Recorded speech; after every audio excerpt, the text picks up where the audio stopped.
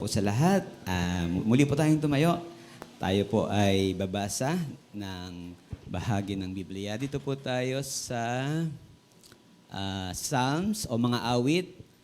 Basahin po natin ang chapter 42, verses 1 to 4. Mga awit, 42, 1 to 4.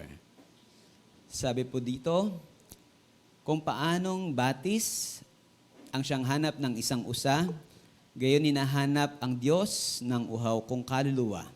Nananabik ako sa Diyos na buhay, walang iba. Kailan kaya maaaring sa presensya mo'y sumamba? Araw-gabi tumataghoy, gabit araw tumatangis.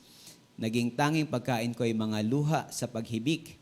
Ito mga kaaway ko sa tuwin na yaong sambit, nasaan ba ang iyong Diyos? Hindi namin namamasid. Nagdurugo ang puso ko kapag aking maalala ang lumipas na kahapong lagi kaming sama-sama. Pagpunta sa templo ng Diyos na ako ang nangunguna, pinupuri namin ng Diyos sa pag-awit na masaya. Tayo po ay dumako sa panalangin. Maraming pong salamat, O Diyos, sa iyong mga salita na amin pong sama-samang natunghayan. At maraming salamat, O Diyos, sa pagkakataon na kami ay nagkatipon-tipon, Panginoon, upang mag-aral ng iyong mga salita at mapalakas nito, Panginoon. O Diyos, buksan mo po ang aming mga puso at mga kaisipan upang ang kayamanan ng iyong salita, Panginoon, ay aming maunawaan at maisapamuhay. Samahan mo po kami, O Banal na Espiritu, Panginoon. Hindi lamang sa loob ng iglesyang ito, kundi maging sa aming paglabas, Panginoon, upang mataglay namin, Panginoon, ang kapangyarihan, ang katatagan, ang katapangan, Panginoon, na aming magagamit sa aming patuloy na pagsunod sa iyong kalooban. Ito po ang aming sama-samang panalangin sa pangalan ni Jesus. Amen. Amen. Magandang umaga po. Tayo po ay makakaupo na. Ako po ngayon ang mag-share sa umagang ito.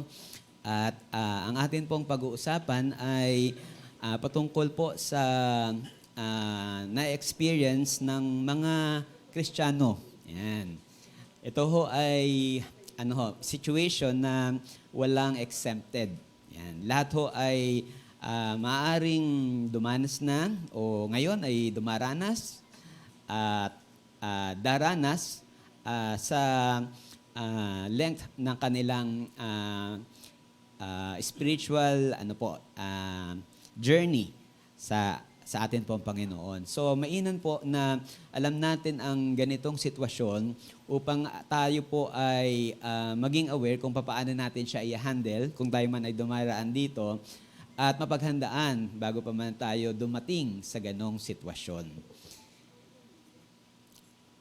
Ito po yung amin pong napagshiran kagabi kasi po weekly meron po kaming fellowship nung una po ay briefly lang na i-share ko, pero nung pong pinag-aaralan ko, sabi ko mas maganda siguro ma-share na siya ng kompleto sa iglesia. Kasi doon po sa verses 1 to 11 ay napakarami po tayong makikita na dapat nating ikonsidera. Minsan po kasi ay nalilimit tayo sa teachings na totoo naman na ang Diyos ay nagpapala talaga naman, nag-iingat, totoo, at mahal tayo ng Panginoon. Yan. Pero sa atin pong patuloy na paglakad sa Panginoon ay mararanasan po natin ang iba-ibang mga experiences na nais din ng Biblia na tayo ay aware sapagkat ito ay makakatulong din naman para sa ating paglagong spiritual. So parang katulad ho yan ng parating o ang nagsimula ng yung El Nino. Yan, para magkakaroon daw ho ng drought and ma-experience na ho natin siya fourth quarter ng taon hanggang sa first quarter ng susunod na taon. Di ba? Noong mga nakaraan hong mga linggo at buwan ay nagbalak na ang Maynilad na magbawas ng supply ng tubig kasi nadideplete na yung nasa ating dam. Buti na lang ho. At umulan ulit, so na-delay ho yun. Pero it seems na yun ho ay na-delay lang. Pero darating ho tayo dahil nagsimula na ho ang El Nino o yung pag-init ho ng hangin dito sa may Pacific Ocean. So, yun ho ay nangyayari. Sabi doon sa aking nabasa ay between 2 to 7 years. Yan ho, parang ho siya talaga, cycle na nangyayari sa mundo. Yan, kaya hindi na ho tayo dapat na magulat bakit may El Nino. Although yan ho ay minsan ay na-amplify ng ano ho itong climate. Di ho ba? Dahil sa hindi ho kumbaga maraming mga tayong mga waste na tinatapon sa mundo na somehow ay nagki-create ho ng heating ng ating earth. So, yun ho ay na-amplify. Pero, ang El Nino ho ay regular hong dumarating. 2 to 7 years daw ang kadalasang interval. Ang average ay 3 to 4. So, kaya ko po yun binanggit sapagkat kakatuwa na ang buhay Kristiyano pala ay dumarating din sa, sa tagtuyot. So, parang ngayon, di ba, ang Pilipinas ay parang, mukhang fresh naman. Pero sa totoo pala tayo ay nasa state na ng drought, no? So, minsan ganun din naman tayo. Parang okay naman ako. Pero yun pala, pag sinaliksik mo yung sarili mo, parang hindi ka na pala talagang okay. So, sabi po doon, marami hong naging definition nung ni-research ko yung spiritual dryness. Ang sabi doon, ang spiritual dryness daw po pala o pagkatuyo ay naglalarawan ng isang pakiramdam ng pagiging ubos o empty, walang laman. Inalalarawan ito bilang pakiramdam na malayo sa presensya ng Diyos o pagkakaroon ng kaunti o walang spiritual na paglago. Yon. So, tayo po kasi nung ating natagpuan, o tayo ay natagpuan ng Panginoon at tinanggap natin ng Panginoon at tayo nagkaroon ng relasyon sa ating Diyos, sa ating Diyos Ama at sa ating Panginoong Hesukristo bilang Panginoon at tagapagligtas, naging mas exciting ho yung ating spiritual life, hindi ho ba? Ito ho yung mga time na mas madalas na tayong manalangin, hindi katulad dati. At mas personal yung ating pananalangin. Hindi katulad ng dati na mga memorize na mga panalangin lamang ang ating mga binabanggit. Ngayon, naging mas personal, naging mas masipag tayo na magbasa ng Biblia o makinig sa radyo ng mga patungkol sa Diyos.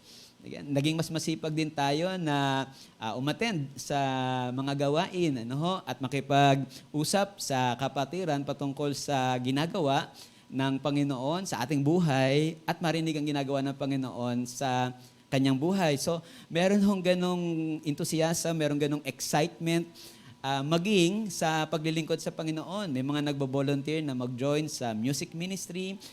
May mga nagkaroon ng interest na mag-join sa ibang department, yan man ay kababaihan o kalalakihan, At maging ang mga bata ho ay na-interest na makinig ng mga kwento patungkol sa Panginoon. So, nandun ho yung sinasabi nating parang refreshed spiritually.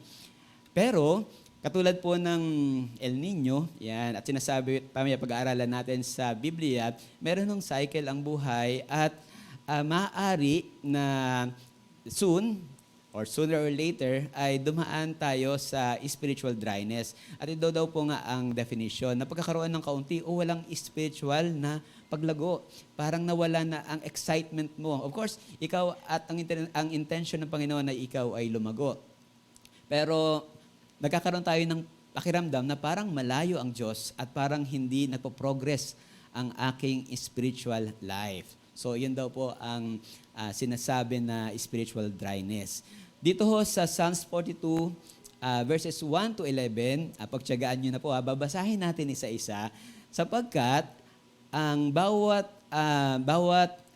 katotohanan po kung paano natin mauunawaan ng lubusan ang sitwasyon na ito, na maaaring hindi natin alam na nandun pala tayo, o very soon ay mapupunta tayo doon, ay nakalatag po dito sa buong chapter na ito ng mga awit 42. Kaya basahin po natin. By the way, sabi nga po noon, kapag merong, pag mawawalan ng tubig, ang ginagawa natin, nag-iipon tayo sa ating mga balde, May nakita ko akong bahay, pati yung mga tabo, may laman, Pag mawawalan ng tubig. May malaking balde, may batsa, may timba, pati baso, hindi naman baso. Pati tabo ay may laman. Ganon din ba sa bahay nyo? Malapit na huling yun, ano ho yun, parang pag tinignan natin, practical yun, tama lang. Pero tayo ho, spiritually, kapag dumaan ho tayo sa spiritual dryness, kailangan din may baon tayo. Kailangan din nakapag-ipon tayo. At ito ho yung isang paraan ng pag-iipon. Na tayo ay mag-aral ng salita ng Diyos, alamin ang salita ng Diyos, no ho? Para ho pag dumating ang mga trials ng dryness, ay meron tayong huhugutin. Yan. Para pambuhos man lang, ano ho?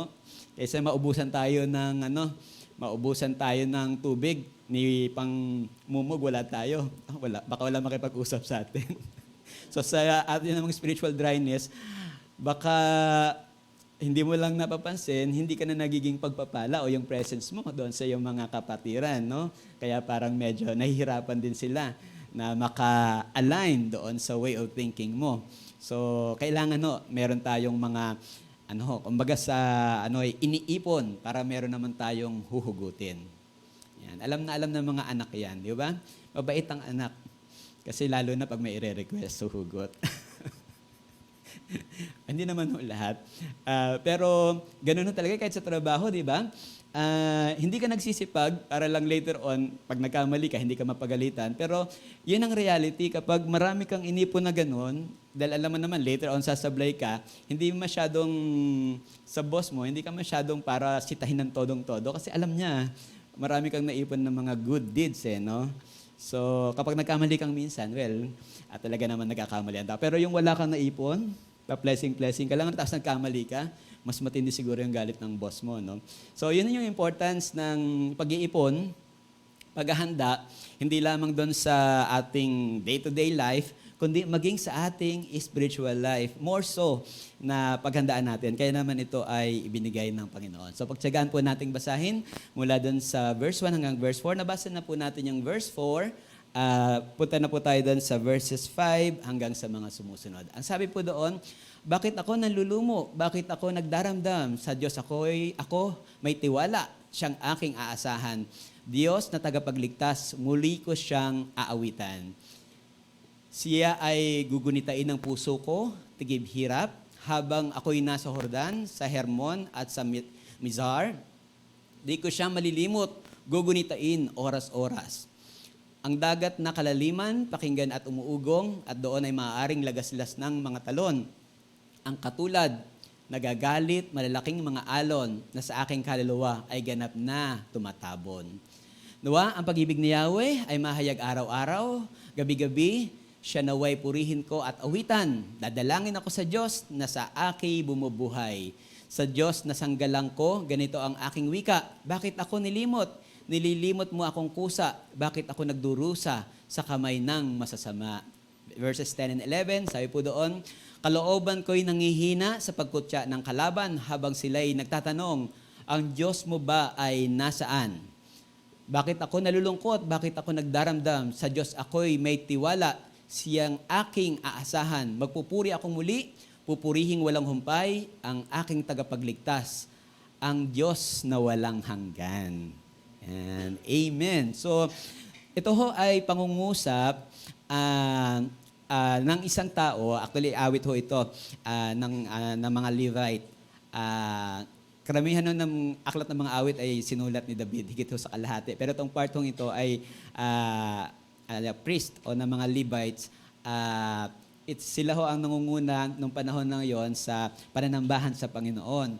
So ito ho ay inaawit niya sa particularly sa kanyang sarili upang alalahanin at palakasin. Yan, i-remind ang kanyang sarili at makatanggap ng kalakasan mula sa Panginoon.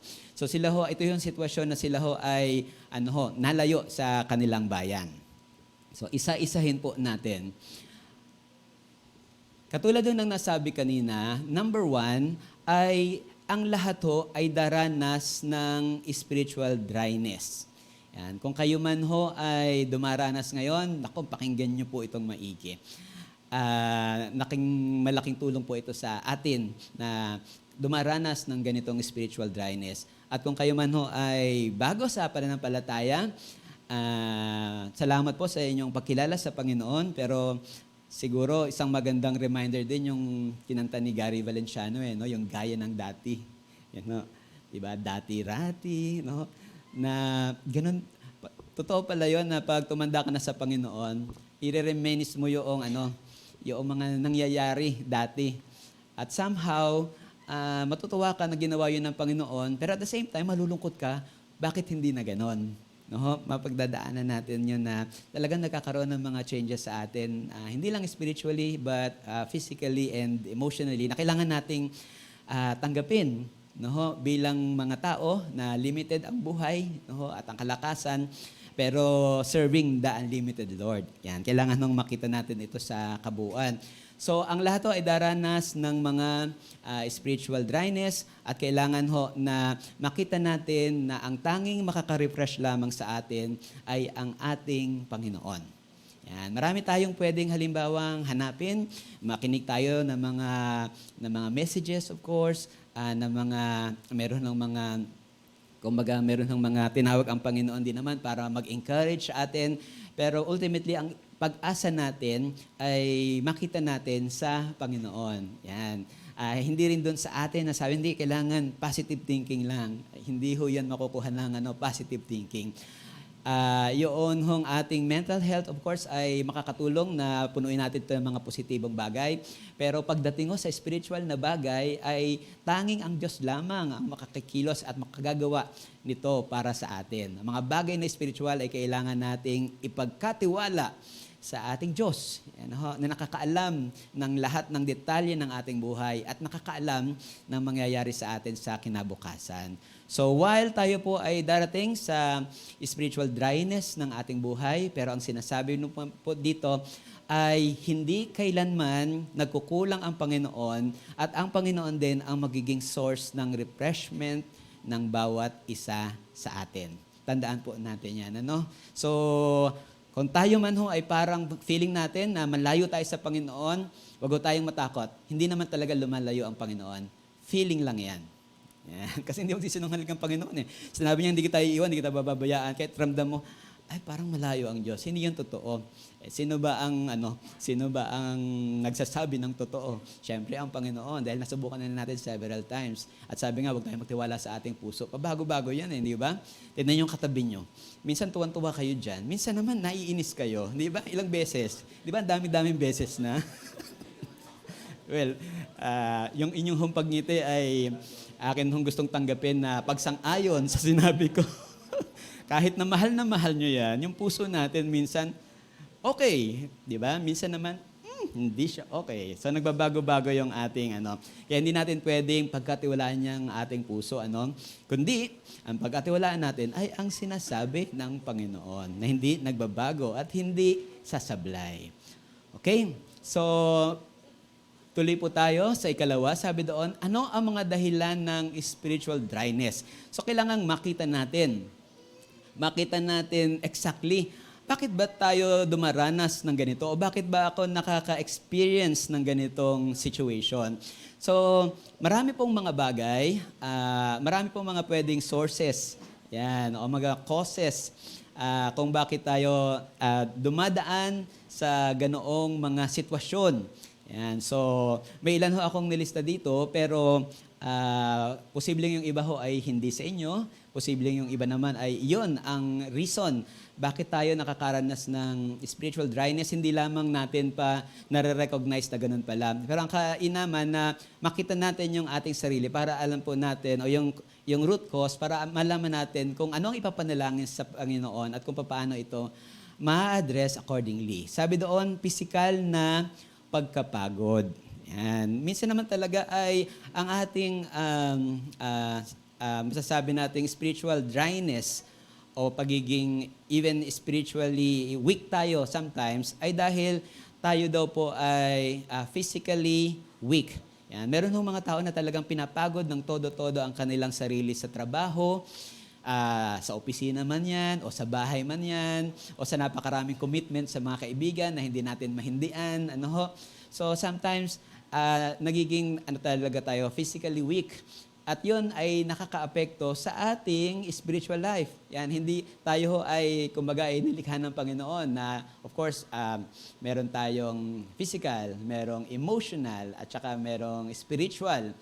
So, yun ho ay may immediate effect sa kada isa na atin pong state. So kung tayo po ay physically weak, posibleng maapektuhan ang ating spiritual life. Although, may mga instances na gusto natin maging spiritually weak para hindi tayo umaasa sa ating physical strength, but on the spiritual strength na pinoprovide ng Panginoon.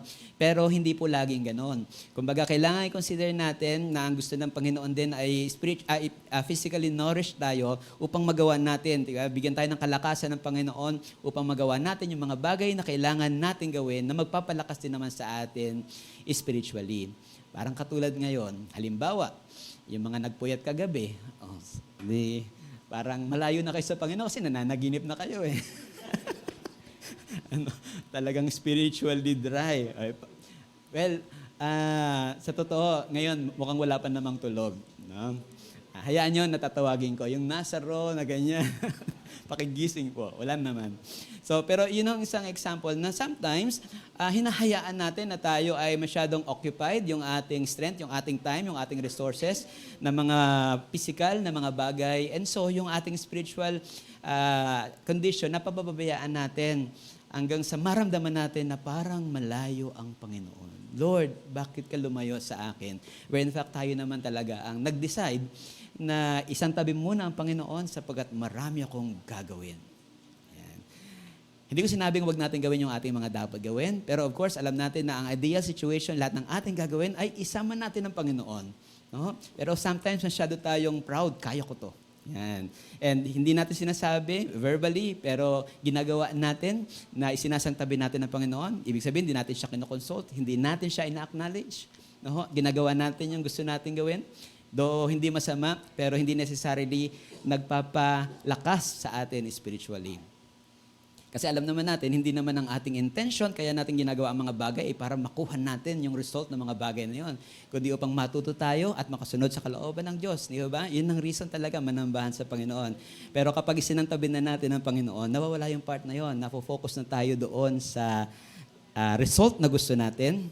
And sometimes, pag nag-fail, di ba, nafo-focus naman tayo doon sa ating sarili, naaawa tayo. Reason, kasi nisantabi natin ng Panginoon. Pero kung kasama natin ng Panginoon, tagumpay o kabiguan, meron pong strength. Dahil kung hindi man natin nakuha yung result, meron tayong natutunan, salamat pa rin sa Panginoon. Okay, so number 1 po, yung ating physical na pagkapagod. And number 2, sabi po doon, ay kakulangan din naman sa mga spiritual exposure. Yan. Kapag ikaw ay nanlulumo, ikaw ay dry, ikaw ay empty, sabi doon, huwag ka namang emo ba tawag doon?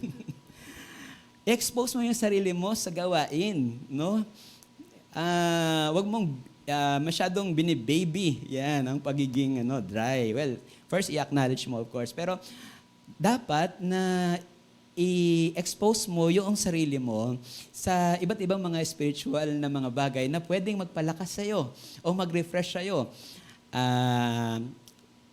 Halimbawa, ikaw ay naglalaba na naman.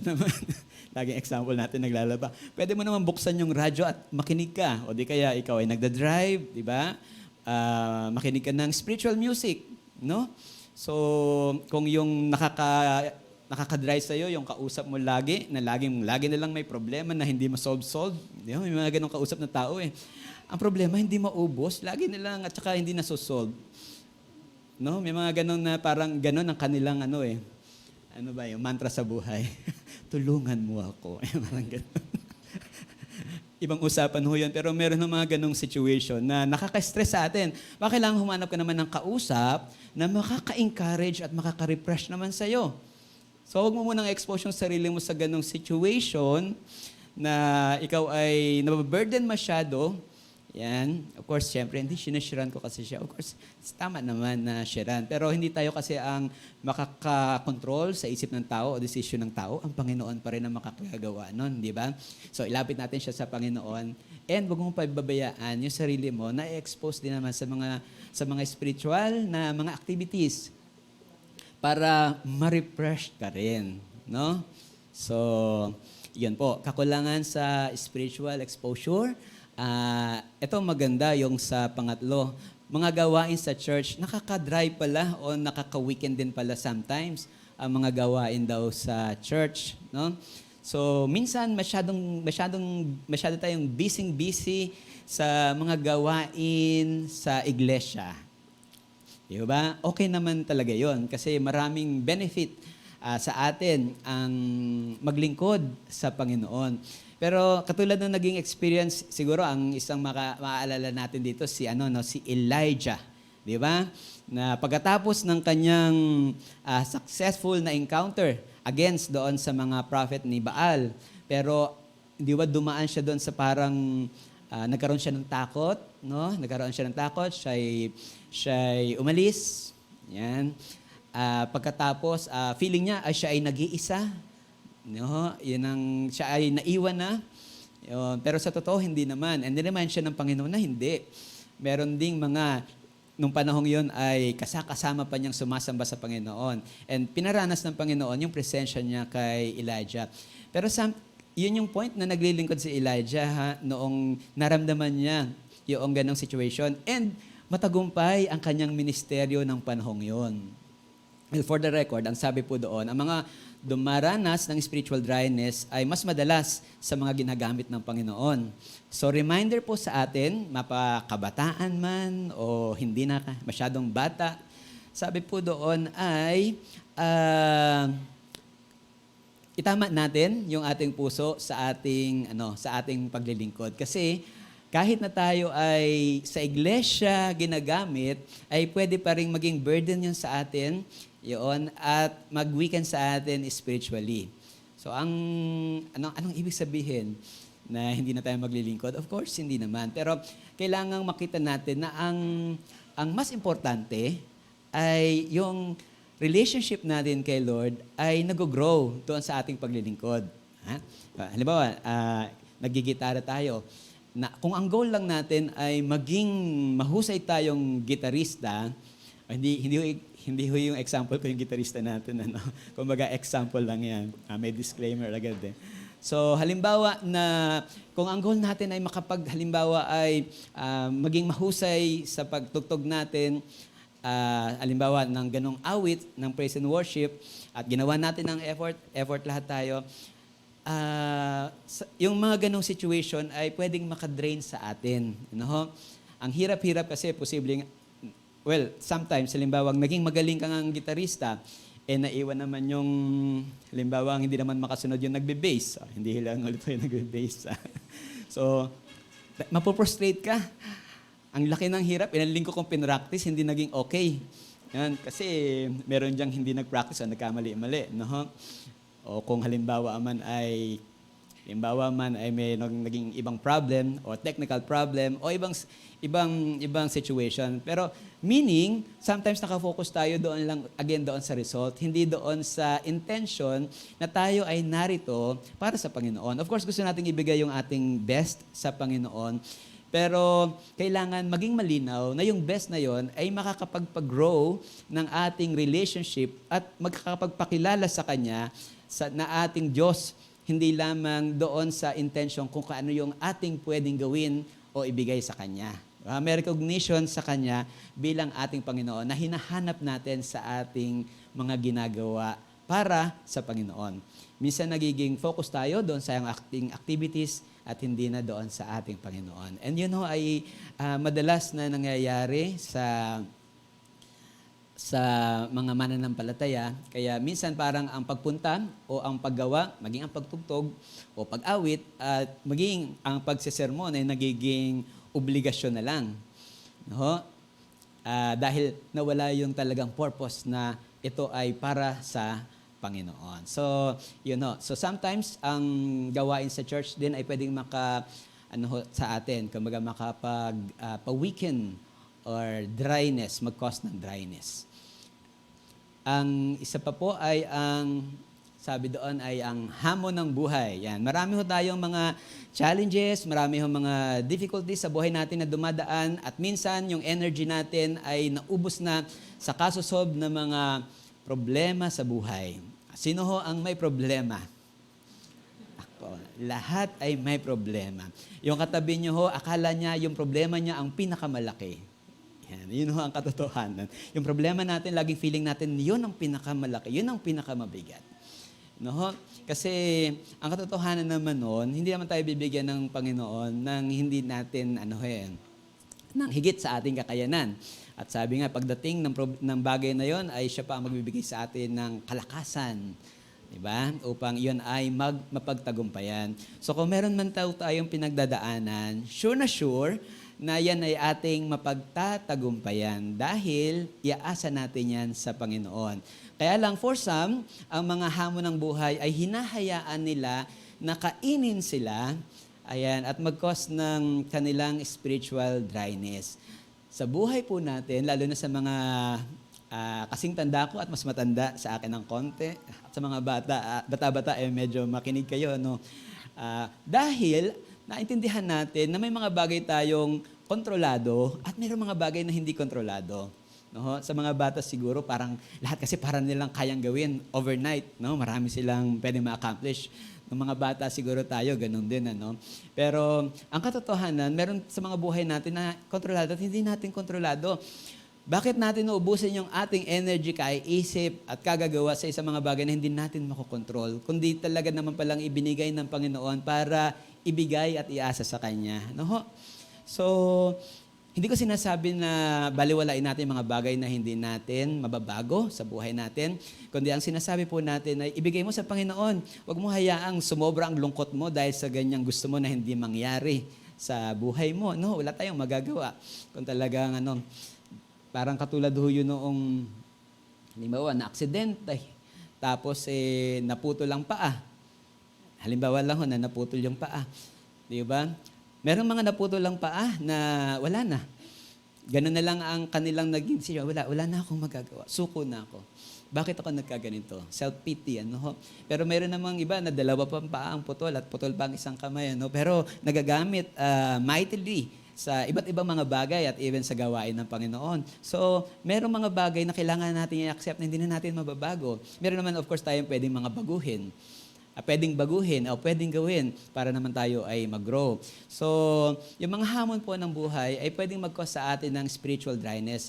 Pero kailangan tayong humingi ng katalinuhan sa Panginoon upang makita yung mga bagay na pwede nating baguhin at gawin natin yung ating dapat gawin. Ipanalangin natin, humingi tayo ng direction sa Panginoon, gawin natin yung ating dapat gawin. Huwag daw tayong tatamad-tamad, huwag tayong duduwag-duwag. Yan, maging be strong and take courage, hindi ba? Yan, kailangan. Bakit? Kasi kasama mo ang Panginoon. Hindi dahil sa lakas mo, natin, lagi natin i-remind ang ating sarili. Kasi yung kalakasan natin, nagpe-fail yan from time to time. Mag-ilang puyat ka lang, kinabukasan, may sipon ka na. No? Hindi ka na makapag-present ng maayos. So kahit alam na alam mo yung sasabihin mo. Ibig sabihin, masyadong limited tayo sa lahat ng ating pwedeng gawin. Pero yung mga kaya mong gawin, di ba? Gawin natin, magpakatapang tayo, gawin natin yan. Pero dun sa mga hindi natin kayang baguhin, ay ipagkatiwala natin sa Panginoon. Yun ang pinakamaganda natin gawin. Yan, ipagkatiwala natin sa Panginoon para hindi tayo panghinaan ng loob. Okay? Sabi din dito, mga cycles o pagbabago sa buhay. Ito, isinama ko kasi totoo naman to Kinoconsult ko yung, may kinonsult ako. So, tayo kapag tumatanda tayo, di ba, sa mga lalaki, ay kung nakakalaman, andropause. Yan. Yun, diba? Nagbabago yung ating nagkakaroon tayo ng mga chemical imbalances sa katawan, may mga nararamdaman tayo, minsan, di ba, physically parang biglang mainit. Yan. So, tapatan ng electric fan. Di ba? Minsan mainit kahit hindi naman yung iba, hindi naman naiinitan. Yun ay on the physical side. Pero on the emotional part, meron ding mga nagbabago sa atin. So, kailangan natin yung tanggapin.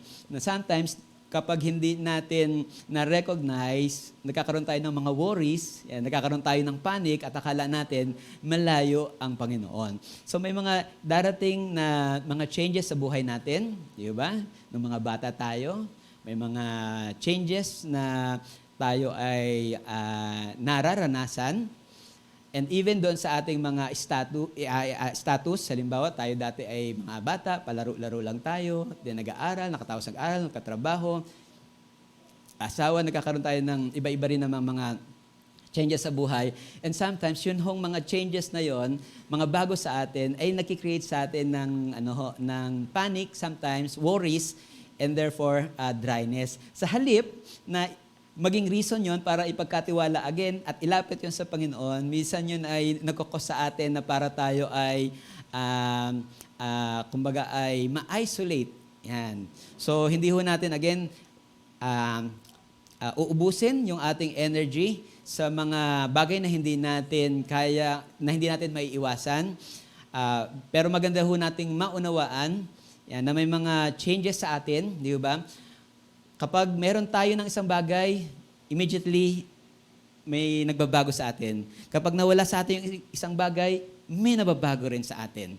So, kung maliit na bagay lang yon, siguro, maliit lang yung changes. Pero kung malaking bagay, malaking changes. So, we have to acknowledge na normal yon sa buhay natin. Pero, paano ka magre-react sa bagay na yon? Importante. Kasi, kung tayo ay magiging negative sa part na yon, tayo po ay, sabi doon, ay makaka-experience ng spiritual dryness. Isa pang bagay daw po ay yung mga distractions. So, ito ho ang usong-uso ngayon, mga distraction na nakakapigil po sa ating growth. Growth, halimbawa, yung iba ay sa career, yung iba naman ay sa kanilang growth spiritually. Diba? Minsan marami ho tayong mga pinagkakaabalahan. I don't know, pero yung iba ho ay habang nagtatrabaho, ang bilis mag-switch sa iba-ibang mga activities. Whether sa YouTube, sa Facebook, sa TikTok, diba? Lagi nilang ang may mga gadget. Hindi ho ako against sa mga gadget, na-observe ko lang. Na madalas, parang ang dami ho nakaka-distract sa atin. Na sabi ay multitasking. Yan, mga babae daw magagaling na sa multitasking. Pero medyo nag-research din po ako. Hindi naman pala totoo yung multitasking, yung sabay-sabay ginagawa. Hindi.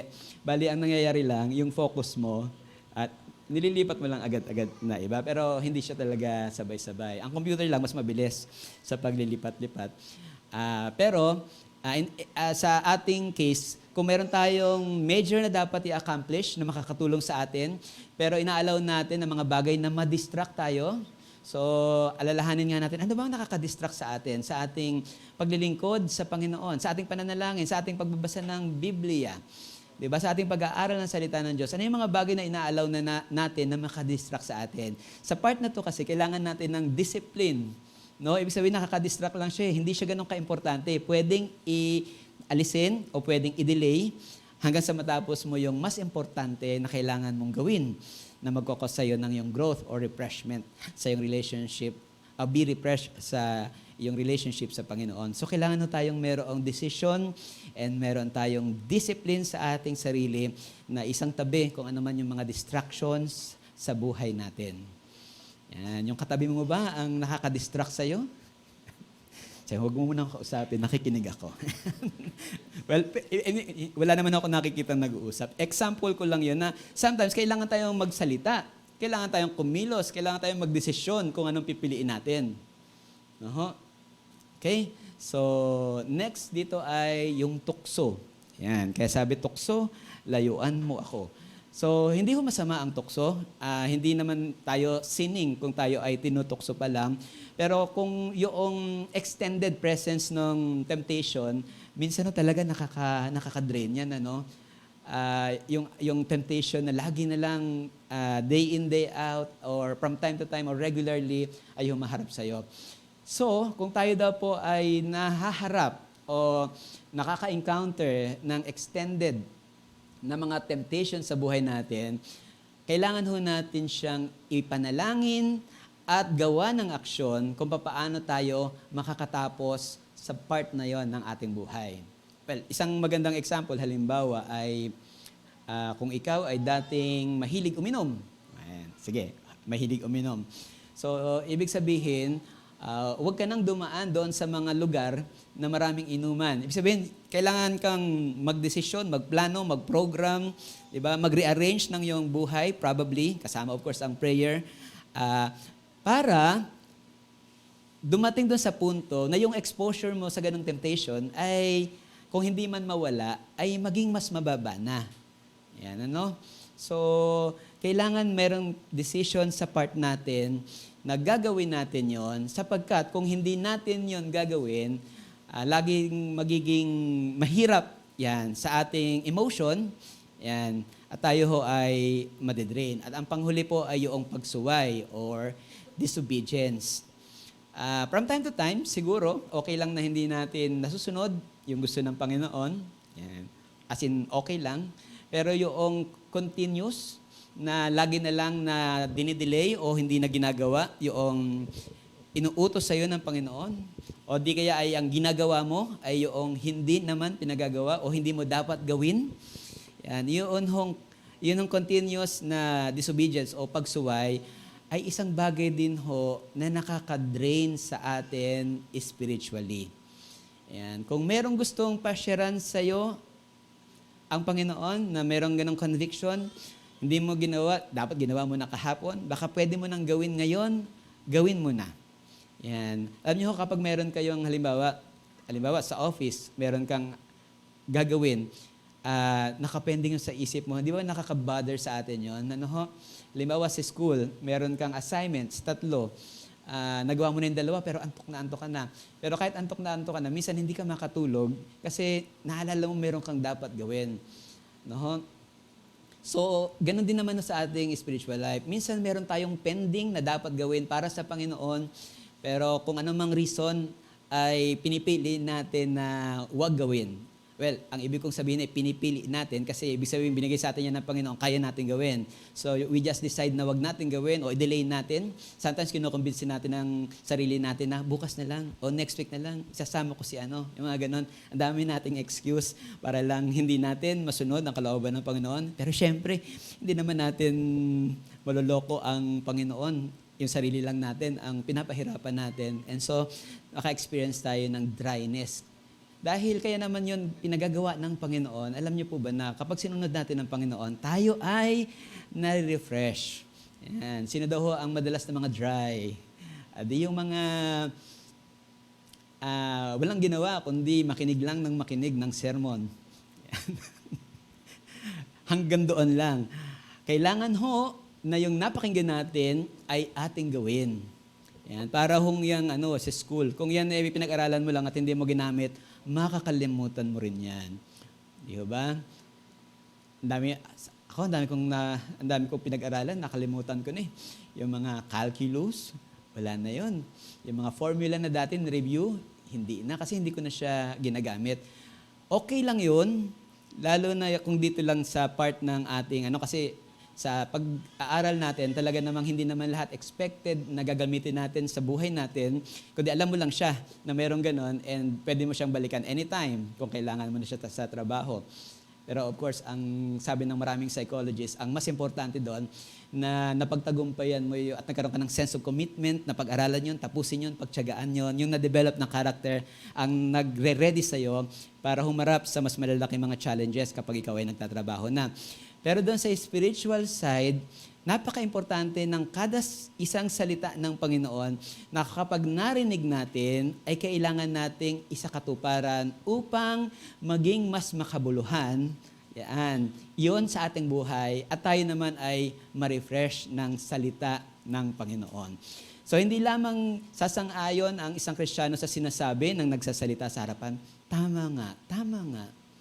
Yan. Kapag hindi nyo ginawa, next week tatanungin kayo, ano ang sermon last week? Sige nga, ano ang sermon ni Pastor last week? Taas ang kamay. Hindi, wag naman daw judgmental. Walang nag-apply. Hindi, biro lang. Pero ang point ay, kapag hindi talaga natin ginamit, halimbawa na-encourage tayo, ganun pala yun. Nako, tapos hindi mo naman ginawa kung ano yung tama mong ginawa, come days after, nakalimutan mo na yon. Sayang, no? Tinatouch ng Panginoon sometimes yung ating emotion para tayo ay maging excited sa bagay na yon. Pero hindi laging ganoon, no? Kailangan natin siyang ituloy, sumunod, kasi yung result noon ang lalong makakapagpa-excite sa atin. Yan. Kaya kapag tayo ay mayroong dryness, may natutunan tayong bago, i-apply natin. Kasi mas magandang napofocus tayo doon sa ibang bagay kaysa doon sa ating sarili. Kasi hindi naman manggagaling sa atin yung refreshment. Ang manggagaling ang refreshment galing sa Panginoon. And kung galing sa Panginoon, ibig sabihin, sa lahat ng bagay ay pwedeng gamitin ng Panginoon para tayo ay refresh. Kaya kailangan tayong lumakad at gawin, sundin ang pinagagawa ng Panginoon. Yan. Okay? So, nangangalahati na tayo. Okay lang ho ba? Itutuloy ko na ha. Sabi po doon sa pangatlo, maaring may plano ang Diyos sa ating nararanasan. Now, in addition po doon sa 8 kanina na ating napag-uusapan, meron din naman palang, kumbaga ay tayong marirecognize na inalaw ni Lord ito dahil sa meron siyang magandang plano sa atin. At ang number 1 dito ay nais ng Diyos na tayo ay lumago at mag-mature. Yan. So, katulad doon ng nabanggit kanina, may mga sitwasyon tayo na nung unang tayo mga Kristiyano, di ba, excited tayo sa Panginoon at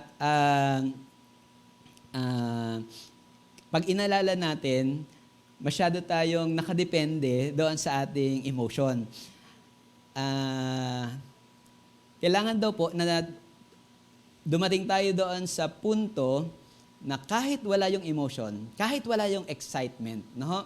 Dahil alam nating yun ang tamang gawin para sa Panginoon. No? At yun ang makakatulong sa atin spiritually, gagawin na natin. And that's maturity. Yan. Hindi na kailangan sabihin ni pastor, hindi na kailangan ikulit sa'yo ni kapatid, no? Hindi mo na kailangan mabasa, hindi na kailangan makinig ka ng message at ikaw ay maluha para ka gumawa. Kundi dahil alam mong yun ay kalooban ng Panginoon, para sa Panginoon, bukod pa doon sa may blessing ang sumunod sa Panginoon, pero isang tabi muna natin yun dahil yun ay given na, pero hindi yun ang ating intention na ma-bless ni Lord, di ba? Kaya tayo sumusunod sa maturity dahil yun ang kalooban ng Panginoon, regardless kung meron tayong nararamdamang kakaiba o wala, ay susundan natin yon. Anong ibig sabihin nun? Kumbaga, lumalim na tayo sa ating pananampalataya.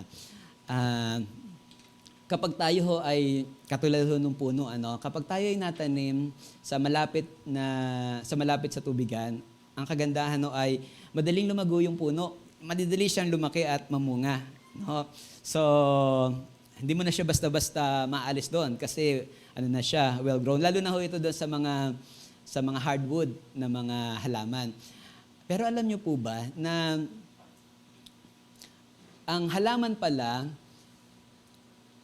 malaki, hardwood o hindi man, mga fruit-bearing o even ho yung mga maliliit lang na halaman, kapag medyo binawasan nyo ng tubig, ang nagiging behavior niya ay yung ugat niya, ine-extend niya wider and deeper. Yan. Ibig sabihin, talagang naghahanap siya ng tubig hanggang sa kalali-laliman. And ang nangyayari, dumating man yung malakas na hangin, hindi siya basta maitutumba. No? Kaya, parang ganun din sa buhay natin na sometimes parang si Lord, hindi niya ipaparamdam yung presence niya sa'yo. Yan. Anong reason? Para hanapin mo siya. No? Parang katulad din ng ugat na hahanapin niya yung tubig hanggang sa lumalim siya ng lumalim. At yung usa na babaybayin niya ang kagubatan, even ang desert para lang makainom ng tubig. So, ganun yung intention. Kaya tayo ay dumaranas sometimes ng dryness sa buhay natin para hanapin natin ang Panginoon. Hindi para mag-self-pity, hindi para tanungin kung totoo ba ang aking nararanasan ito. Diba? At napakarami tayo mag-overthink tayo ng iba't ibang mga bagay. Kundi ang sabi doon, upang tayo ay magpakalalim sa Panginoon. So isang source ng maturity ay pag pinagdaanan natin ng spiritual dryness, hindi na tayo magiging dependent masyado sa ating nararamdaman. Instead, hahanapin natin ang Panginoon regardless kung nararamdaman natin o hindi. No? Kaya ko na-recall kasi kahapon, ang init ng araw, may nakita kaming halaman doon sa may terrace. Dry na dry siya. So, nilagyan namin siya ng 3 baso and a few hours, okay na uli yung dahon niya. No? Pero, kasi nasa paso siya. So, ang sarap tingnan kapag ang halaman ay refreshed. So, ganun din naman yung mga hardwood kasi kahit hindi na yung dinidiligan. Pero yung ugat niya ay kapag nakakita siya ng tubig sa ilalim, then makikita nyo, mas matibay yung wood niya, or kung bumubungan naman siya ay mas marami siyang bunga. Pero dahil siya ho ay na-expose sa drought. Yan. Kaya siguro isang reason kaya may cycle ng El Nino para yung mga hardwood ay kahit tumaas sila ng tumaas ay hindi sila matutumba. Sometimes gusto lang nating tumaas no? Hindi na tayo masyadong conscious sa nangyayari sa ilalim. Pero alam niyo sa mga nag-aalaga ng mga puno, mas importante sa kanila yung ilalim kasi tumaas ka man, makuha mo man yung height mo, pero pag dumating ang bagyo, itutumba ka lang nun. Pero yung may malalim na ugat, dumating man ang bagyo, hindi ka basta mayuyug-yug nito. Yan. Balikan natin yung ating sarili. Gaano ka na kaya kalalim yung ugat ko sa Panginoon? Yan. Kapag meron bang bagyong dumarating sa atin, tayo yung tumba ng tumba. Di ba? Tumba ng tumba. Konting hangin, tumba. No? Buti pa yung malunggay, no? Gumaganon lang sa hangin. Pero yung, dahil mababaw din kasi ang ugat ng malunggay, siya, tumutumba, kailangan mo siyang suhayan. Pero yung mga malalaking puno talaga, siya ay nagpapakalalim. Tapos, ikalawa, sabi doon, upang higit pa nating makilala ang Diyos. Dati lumalapit tayo sa Diyos dahil sa kabutihan ng Diyos. No? Ay, mabuti. Pinagaling ako ng Diyos Siyempre, lalapit ako sa Kanya. Papupurihan ko siya. Nais ko pa siyang lalong sambahin. No? And of course, tama naman yun. Pero, ang nais natin, o ang sinasabi natin, kapag tayo ay nakaranas ng spiritual dryness, kahit na, sa atin ay hindi na bago na tayo ay pinagaling ng Panginoon o naghimala sa atin ng Panginoon, lumalapit na tayo sa Panginoon, hinagahanap tayo ng tubig o ng presensya ng Panginoon dahil nais natin siyang lalo pang makilala. Bakit? Kasi ang Diyos naman ay hindi lang Diyos na nagpapala. Marami pa. Yan, na tayong matututunan tungkol sa napakagandang karakter ng Panginoon. Nandun ang kanyang pag-ibig, di ba? Ang kanyang pag-ibig sa atin, ang kanyang mga pangako sa atin, ang kanyang katapatan sa atin. Yan, at ang kanyang mainit na presensya. At nagbibigay siya ng kapayapaan, di ba? Kapag may mga problema tayo, maunawaan natin, makikilala natin ang Diyos na kahit pala may problema tayo, kung kasama natin ang Panginoon, nandun agad ang kapayapaan kahit hindi pa nasosolve yung problema na pinagdadaanan natin. So, sa dalawang bagay po, yung ating maturity at pagnanais na lalong makilala ang Panginoon. Sa huling part po, sabi doon, paano natin mapapagtagumpayan ang ating pong spiritual dryness? Quickly lang po, daanan natin. Sabi doon, number 1, kilalanin ang problema. So doon sa verse 9 to 11, particularly sa verse 10, ang sabi doon, kalooban ko'y nanghihina sa pagkutya ng kalaban habang sila'y nagtatanong, ang Diyos mo ba ay nasaan? Bakit ako nalulungkot? Bakit ako nagdaramdam? Number 1, kailangang i-acknowledge natin ang ating situation. Tanggapin natin na tayo ay dumaraan sa ating spiritual dryness. So, importante bago masolve ang isang problema, kailangan i-identify muna ang isang problem.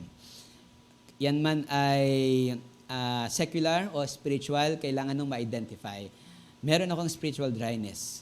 Feeling ko malayo ang Panginoon. Feeling ko hindi ako lumalago spiritually. Feeling ko yung ministry ko, walang nangyayari. We have to acknowledge kung ano yung situation natin upang makita natin ang ating sarili at hanapan natin ng solusyon mula sa Panginoon. Next, alalahanin ang dating karanasan sa Panginoon. Makatutulong na alalahanin natin kung paano kumilos ang Panginoon sa ating buhay. Lalo na nung tayo ay bago pa lamang sa Panginoon. Sa verse 4, sabi doon, nagdurugo ang puso ko kapag aking maalala ang lumipas na kahapong lagi kaming sama-sama. And doon sa other part ng verse 4 ay yung kanilang pananambahan at pag-awit sa Panginoon. So, alalahanin natin kung gaano naging kabuti sa atin ang Panginoon nung sa unang mga bahagi ng ating relasyon sa Panginoon. Kung gaano tayo ka-excited sa Panginoon. At nawa, yung reminder na yon sa kabutihan din ng Panginoon ay magpainit muli ng ating paghahanap sa Panginoon. Next, umasa sa Diyos. Bakit ako nanlulumo? Bakit ako nagdaramdam? Sa Diyos ako'y may tiwala, siyang aking aasahan. Napaka-simple and yet parang minsan nakakahiya na ang talagang major way means para tayo muling makatanggap ng refreshment ay ibalik natin yung ating pag-asa sa Panginoon. Hindi tayo aasa doon sa ating mga na-accomplish, hindi tayo aasa sa ating sariling kalakasan, hindi tayo aasa doon sa ating mga halimbawang nakakausap, di ba, mga inspirational speaker, kundi aasa lang tayo, sabi doon, sa ating Diyos. Maraming pwedeng gawin ang Diyos sa pamamagitan ng iba't ibang tao, iba't ibang sitwasyon at maging sa ating buhay. Pero kailangang magsimula yon sa decision na tayo'y umaasa sa Panginoon. Yan. So, yun ang sinasabi dito na sa Diyos, ako may tiwala, siyang aking aasahan. Actually, sa lahat ng ating pinagdadaanan, ano man ang ating pinagdadaanan ngayon, lagi tayong umasa sa Panginoon na siyang gagawa ng pagbabago. Hindi lamang ng konti, kundi ng kailangan mong pagbabago upang tanggapin ang 100% na biyaya at naipagpatuloy mo ang direksyon at plano ng Diyos para sa iyo. Yan. Kung excited kang makarating doon sa direksyon ng Panginoon, mas excited ang Diyos na daling ka kung saan nais niya na ikaw ay magagamit. Next, alalahaning kasama mo ang Diyos. Ito ang isang reality. Regardless kung nararamdaman natin o hindi, ang katotohanan, hindi ka iiwan ng Panginoon. Ayan. Kahit hindi ka umattend ngayong service, hindi ka iniiwan ng Panginoon. Kahit nagkamali ka, nagkasala ka, hindi ka iniiwan ng Panginoon. Tayo na nanampalataya sa Panginoon, hindi natin binibitiwan ng pananampalatayang yon, hindi lalo tayo iiwan at bibitiwan ng Panginoon. Kung ano man yung ating mga weaknesses, alam yun ng Panginoon, ilapit natin sa Panginoon, baguhin tayo ng Panginoon, pero nandun pa rin ang katotohanan, regardless kung ano yung ating estado, malungkot, masaya, no? Ang katotohanan ay hindi tayo iniiwan ng Panginoon. May biyaya o walang biyaya, ang katotohanan, hindi tayo iniiwan ng Panginoon. Okay? And next, alalahanin ang pag-ibig ng Diyos. Nawa ang pag-ibig ni Yahweh ay mahayag araw-araw. Ang pag-ibig ng Panginoon ay naranasan na natin several times. Pero ang sinasabi dito, i-open natin yung ating mga spiritual eyes para makita natin na ang pag-ibig na yun ng Panginoon ay hindi nagbabago at pwede pa rin nating maranasan daily sa buhay natin. Hindi ho nagkukulang at hindi nababawasan ang kapangyarihan at pag-ibig ng Diyos. Yan, kaya pwede ho natin siyang makita araw-araw. Ang question lang ay, papaano natin siya tinitingnan? Gaano kabukas ang ating mga matang spiritual upang makita na ang pag-ibig ng Diyos sa iyo ay sagana sa araw-araw. Ibinigay ng Diyos Ama ang kanyang bugtong na anak, hindi ho ba? Sa krus. So parang pagbabalikan natin yon, ano pa ang hindi pwedeng ibigay ng Diyos? Eh yung best nga ibinigay niya na. So ano yung iniisip natin na nagpapahina sa atin? Ma-remind tayo ng pag-ibig ng Diyos at ito po ay magbibigay ng kalakasan and refreshment sa atin. Next, magpuri at umawit sa Diyos. So,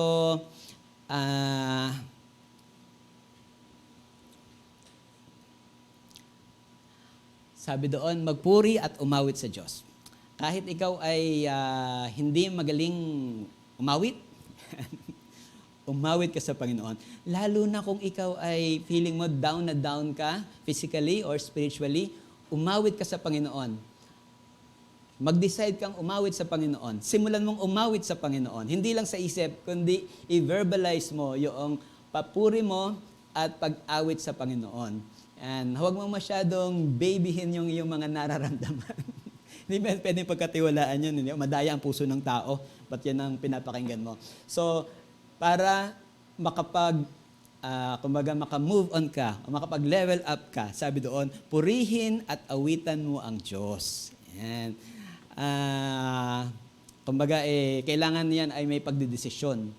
Yan. Purihin at awitan mo ang Panginoon. And lastly, ang sabi doon, at napaka-importante sa lahat, dadalangin ako sa Diyos na sa aki bumubuhay doon sa huling bahagi. Lahat yan ay encapsulate natin sa ating laging pakikipag-ugnayan sa Panginoon sapagkat again, ang ating kalakasan at maging ang refreshment na ito, feeling of being refreshed ay manggagaling lamang sa ating Panginoon. Marami tayong pwedeng gawin, pero ang Diyos ang siyang magsasakatuparan nito na magbibigay sa atin ng excitement upang muli muling excitement sa ating pakikipagniig at sa ating paglilingkod sa Kanya. No? Marami hong nababago sa buhay natin, pero salamat sa Panginoon. Sa ating pananalangin, alam natin na tayo'y tatanggap ng biyaya sa Panginoon. Bilang panghuling verse, doon ako nailagay ko. Ito, sabi po doon sa John chapter 7, 37 to 38, sa kahuli-hulihan at pinakatanging araw ng pista, tumayo si Jesus at nagsalita ng malakas. Kayong mga nauuhaw ay lumapit sa akin at uminom. 38, ang sumasampalataya sa akin, ayon sa sinabi ng kasulatan, mula sa kanyang puso ay dadaloy ang tubig na nagbibigay buhay. Sabi po doon, tayo ay lumapit sa Panginoon. Tayo pong lahat ay tumayo, tayo po ay sama-samang manalangin.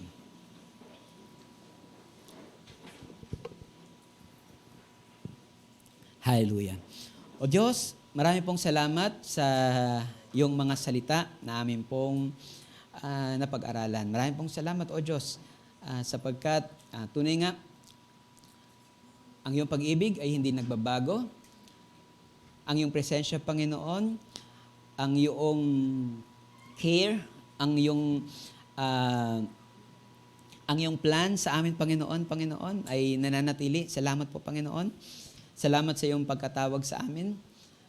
Salamat sa mga bagay na gagawin mo pa sa amin, Panginoon.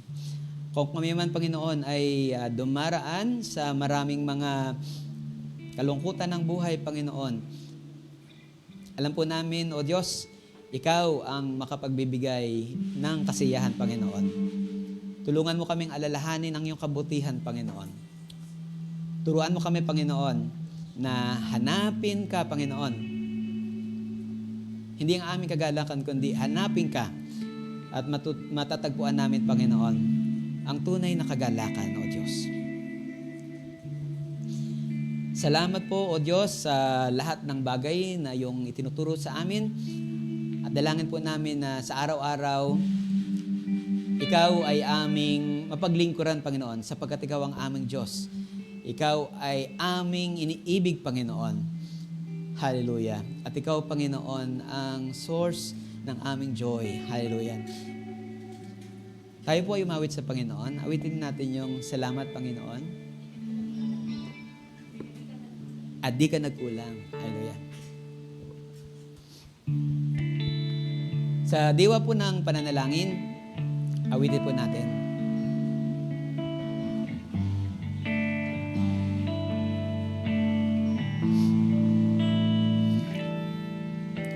Ikaw lang ang pag-asa ko, tanging Ikaw ang buhay ko.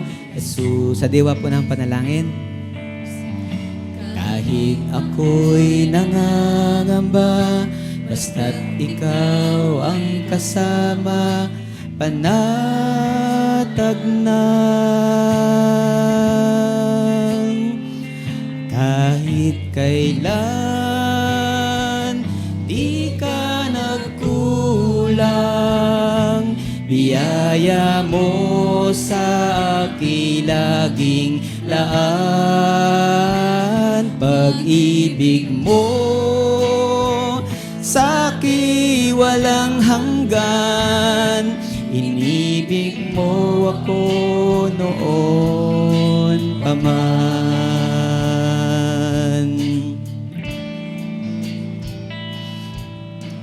Kaya't ika'y sasambahin, paligid man ay magdilim, Jesus. Kahit may suliranin man, ang lagi kong aawitan, Ikaw lamang. Kahit kailan, di ka nagkulang. Biyaya mo sa akin laging laan. Pag-ibig mo sa'ki walang hanggan. Inibig mo ako noon pa man. Kahit kailan, di ka nagkulang. biyaya mo sa aking laging laan. Pag-ibig mo sa akin walang hanggan. Inibig mo. Minsan pa po, awitin natin sa Panginoon, kahit kailan di ka nagkulang, Panginoon. Kahit kailan di ka nagkulang, biyaya mo sa aking laging laan. Pag-ibig mo sa akin walang hanggan. Inibig mo ako noon pa man. Inibig mo ako noon pa man. Inibig mo ako noon pa man.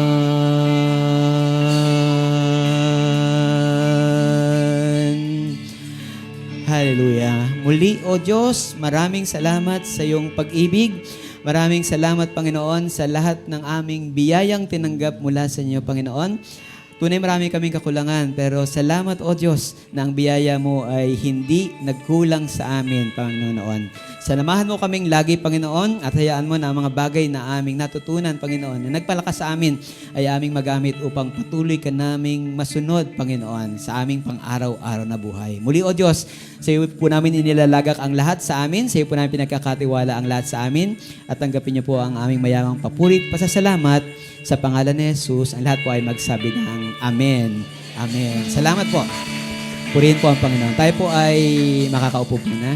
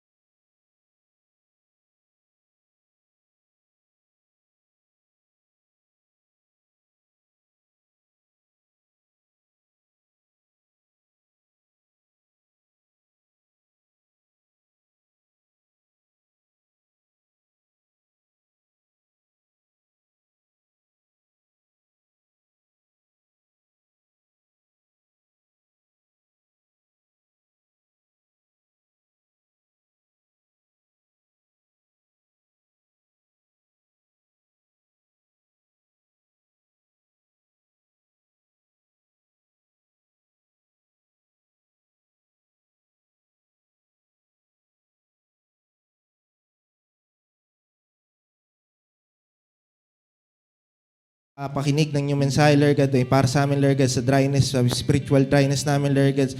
Isang topic sa amin to, Lord God, sa aming paglilingkod sa inyo, Lord. And Lord, kami dadako sa inyong pagkakaloob, Lord God.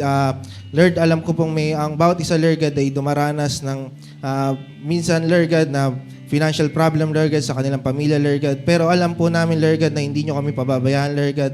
Kayo ang dakilang provider, Lord God, ng bawat nandito na naglilingkod ng tapat sa inyo, Lord God. And Lord, lahat ng dumaranas ngayon, Lord God, ng financial, Lord God, kayo po ang magbigay sa kanila ng provision, Lord God, na alam ko pong sa inyo lang po sila lalapit, Lord God, na walang ibang lalapitan, Lord God, kundi sa inyo, Lord God. And Lord, and the rest po, Lord God, ng humahawak ng malilikom na salapi, Lord God, ay ibigyan nyo sila ng wisdom, Lord God, na magamit, Lord God, sa inyong gawain, Lord God, na mapabuti, Lord God, na establish pa, Lord God, ng maraming gawain, Lord God, sa itong malilikom na pera, Lord God. And Lord, the rest po ng oras namin, Lord God, ay naalay namin sa inyo, Lord God, pagpalain niyong bawat isa. In Jesus' mighty name, Amen.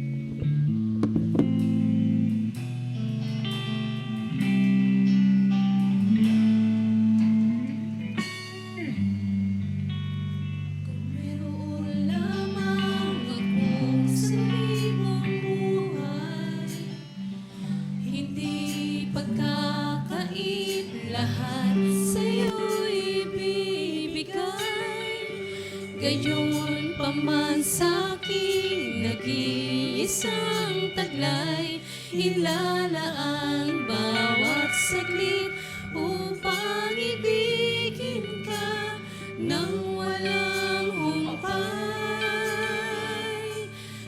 Gaya ng dagat na hindi napapagal sa pag-alon, puso ko ay sa'yo magmamahal. Sa habang panahon, natatangi kayamanan ko, ikaw ay sambahin.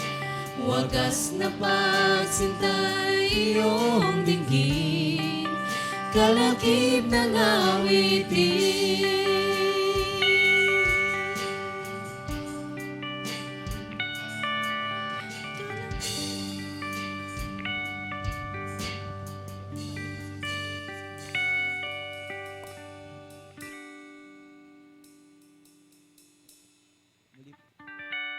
Amen. Muli po tayong tumayo. Tayo po ay sama-samang manalangin sa ating pong pagtatapos. Hallelujah. Muli, O Diyos, marami pong salamat sa umagang ito. Marami pong salamat na nakita ko ang aking kapatid, Panginoon. Marami pong salamat kami ay nakapanambahan, sama-samang nakapanalangin sa iyo, Panginoon. Marami pong salamat sa opportunity, Panginoon, na kami, Panginoon, ay nakalapit, Panginoon, sa iyong presensya. Amin pong panalangin ang bawat isa. Ikaw po ang patuloy na mag-mold sa amin, Panginoon. Ikaw po ang mag-develop sa amin physically, emotionally, and spiritually, Panginoon. Dalangin din po namin ang aming pong mga kapatiran na marahil ngayon ay mayroong karamdaman. Ang iyong kagalingan, Panginoon, ay amin pong ipinapanalangin para sa kanila, O Diyos. Anumang karamdaman yon, ang sino mang may problema, Panginoon, financially or even sa mga relationship, Panginoon. Alam po namin na walang imposible sa iyo, Panginoon. Ikaw po, O Diyos, ang patuloy na magpaalala ng magagawa mo sa kanilang buhay, Panginoon. Sino man, O Diyos, ang dumaranas sa malalim na kalungkutan or dryness sa kanilang buhay, Panginoon. Alam po namin, Panginoon, sa iyo namin matatagpuan ang kagalakan, Panginoon, at ang refreshing life, Panginoon, spiritual life, Panginoon, ay may enjoy po namin sapagkat kasama ka namin. Yun ang katotohanan ng buhay, Panginoon, na nilikha mo kami, Panginoon, tinanggap ka namin, Panginoon, at lagi ka namin kasama, Panginoon, sa bawat bahagi ng aming buhay, kasiyahan man o kalungkutan, Panginoon. Salamat hindi mo kami iniwan at hindi pinababayaan, Panginoon. Salamat na ikaw ang aming Diyos. Sa aming pong paglabas, Panginoon, patuloy po naming maihayag ang iyong salita, magawa ang iyong salita, Panginoon, at mapaglingkuran ka sa aming buhay. Muli, O Diyos, sa iyo po namin ibinabalik ang pinakamayamang papuri at pasasalamat sa ngalan po ng iyong anak na si Jesus. Amen. Amen. Magandang umaga po muli sa lahat.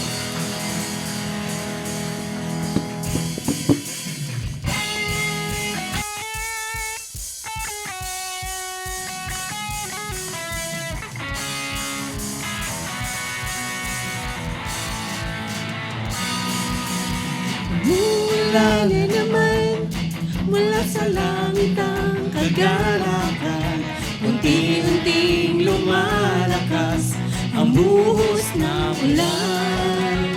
Mula na naman, mula sa langit ang kagalakan, unti-unting lumalakas ang buhos ng ulan. Sige lang, Jesus, ibuhos mo ang ulan na dala ng kagalakan mo. Sige lang, Jesus, ibuhos mo ang ulan na dala ng kagalakan mo.